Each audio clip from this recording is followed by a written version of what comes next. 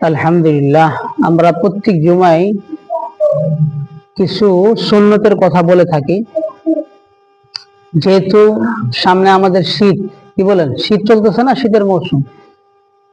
আল্লাহ রাসূল সাল্লাল্লাহু আলাইহি ওয়াসাল্লাম সাহাবাগণ আশ-শিতাউ গনিমাতুল আবিদিন, শীতটা বান্দার জন্য, মুমিন বান্দার জন্য। কার জন্য বলেন? মুমিন বান্দার জন্য গনিমত। মুমিন বান্দার জন্য কি? গনিমত।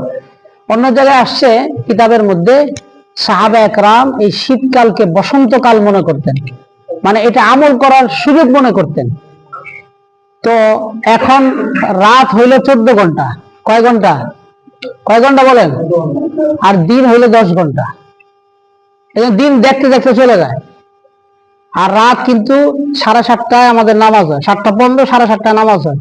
আর ঘুমায় আবার আর মোড়া দেয়, তারপরে উঠা 2 রাকাত তাহাজ্জুদ নামাজ পড়ে না। এই যে শীতের 5টা আমলের কথা আমরা বলবো, যেটা আমরা প্রত্যেক জুমায় সুন্নতের কথা বলে থাকি। 1 নম্বর আমলের কথা, যে ওযু করার সময়, যেহেতু শীত, আমাদের পায়ের চামড়া মোটা না, কি বলেন, এই জন্য খুব আল্লাহ রাসূলের হাদিসের মধ্যে পাওয়া যায়, শীতের সময় তোমরা খুব ঘর্ষণ করে, মানে ঘষে মেজে ওযু করো। ঘষে মেজে কি করতে হবে বলেন? ওযু করতে হবে।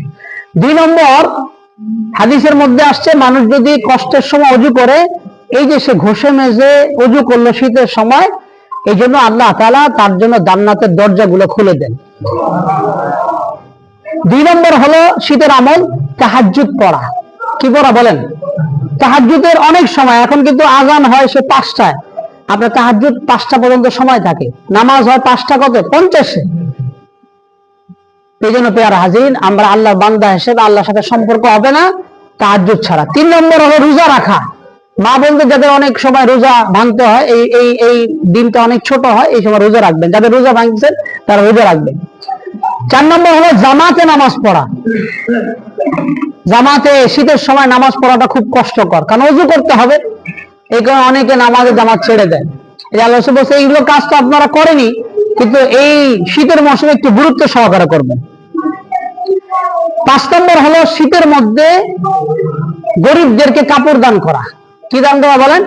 কাপড় দান করা। আল্লাহ তাআলা এই শীতের মধ্যে আমাদের 5 আমল করার তৌফিক দান করে, বলেন আমিন।